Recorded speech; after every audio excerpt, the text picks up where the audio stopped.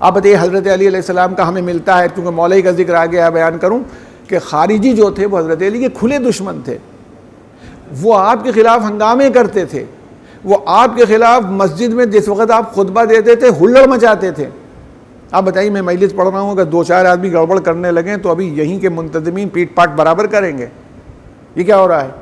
حضرت علی اگر ذرا سا اشارہ بھی کر دیتے تو مسجد کوفہ میں ٹھکائی ہو جاتی ان کی، مگر امیر المومنین ان کو سمجھاتے تھے خارجیوں کو، اور ان کا اسکالرشپ دیتے رہتے تھے۔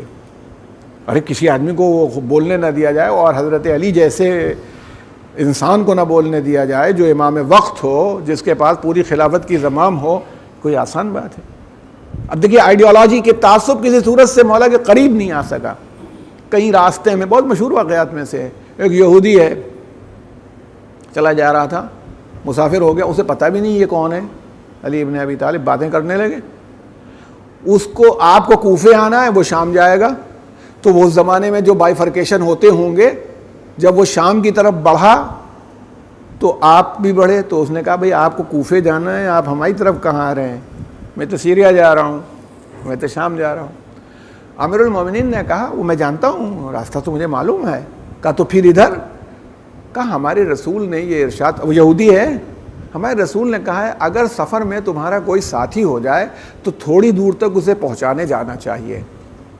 چونکہ ہمارے رسول کا یہ حکم ہے، اس لیے ہم تھوڑی دور تک تم کو پہنچا کے ہمیں لوٹ آئیں گے۔ لوگ کہتے ہیں اسلام تلوار سے پھیلا، اسلام اس طرح کے کردار سے پھیلا۔ یہودی نے کہا میں اب سیریا نہیں جا رہا ہوں، میں آپ کے ساتھ چلوں گا۔ جب اسے معلوم ہوا کہ امیر المومنین ہے، کہا میں اسلام قبول کرتا ہوں، اور میں سمجھتا ہوں کہ یہی دین ہے جس کے اندر انسانوں کے حقوق کا اس طرح لحاظ کیا جائے۔ آپ جانتے ہیں کہ میں یہودی ہوں، آپ مسلمانوں کے امام ہیں، اور اس کے باوجود آپ میرے ساتھ حسن سلوک کر رہے ہیں، اس سے زیادہ کیا ہوگا جو حقوق انسانی کی گفتگو کی جائے۔ صلوات بیت محمد و آل محمد۔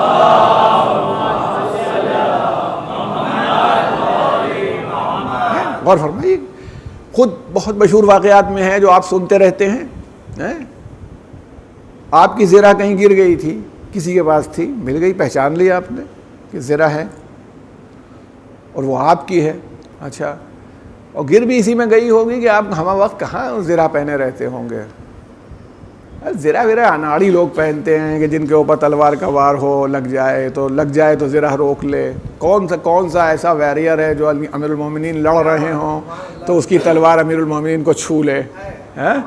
تو زرہ میں آپ نے دیکھ لی، اس زمانے کا سسٹم آف جسٹس یہی تھا کہ آپ پلینٹیف ہے، میں ڈیفینڈنٹ ہوں، مجھ کو پکڑ کے لے چلیے قاضی کے پاس۔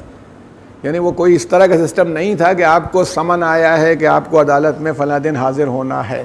اب جو جس سے مقدمہ ہوتا چلا، شریح قاضی تھے، حضرت علی کے قاضی تھے شریح کے دربار میں پہنچے، جیسے ہی امیر المومنین پہنچے شریح کھڑے ہو گئے، حضرت علی آ گئے بھائی، اور وہ چیف جسٹس ہے۔ امیر المومنین نے کہا یہ تمہاری پہلی ناانصافی ہے، کیونکہ جب تم دو پارٹیز میں جن میں ڈسپیوٹ ہے ایک کے احترام میں کھڑے ہو گئے تو تم سے اب عدل کی کیا امید کی جائے؟ بائزڈ ہو تم۔ خیر چلو مقدمہ شروع کرو۔ تو مقدمہ شروع کیا، آپ نے کہا یہ میری زرہ ہے۔ شریح نے کہا آپ گواہ لائیے، کہا ہمارے پاس کوئی گواہ نہیں ہے۔ انہوں نے کہا تو شریح نے کہا قبضہ اس کا ہے، اور قبضہ اس کا ہے تو اس کا مطلب یہ ہے کہ آپ نہیں لے سکتے، زرہ اس کی ہے، فیصلہ کر دیا، آپ نکل آئے۔ یعنی مطلب آپ صرف گویا شریح کو تنبیہ کرنے کے لیے گئے تھے۔ جیسے ہی آپ نکلے اس یہودی پر یہ ہوا کہ بھئی یہ آدمی چیف آف دا گورنمنٹ ہے، اسی کا قاضی ہے جو بیٹھا ہوا ہے، اپنے ہی قاضی کے پاس گیا ہے، اگر یہ چاہے تو ابھی یہیں پر مجھ سے چھین لے، مجھے قتل بھی کر دے، مجھے ہینگ بھی کر سکتا ہے۔ اس نے زرہ جو ہے میرے حوالے کر دی۔ اس نے کہا مولا یہ لیجیے اپنی زرہ، یقیناً آپ کی ہے، آپ جب لوٹ رہے تھے آپ کے اونٹ کے سامان میں سے گر گئی تھی، میں نے اٹھائی ہے، چوری میں نے نہیں کی لیکن میں نے اٹھا لی تھی، یہ آپ کی ہے۔ امیر المومنین نے کہا میں تو صرف اس لیے کہ حق ظاہر ہو جائے یہاں آیا تھا، اگر تم اب اسلام سمجھ گئے ہو، اسلام تم نے قبول کر لیا تو زرہ میں نے تمہیں گفٹ کر دی، جاؤ۔ صلوات بیت محمد و آل محمد۔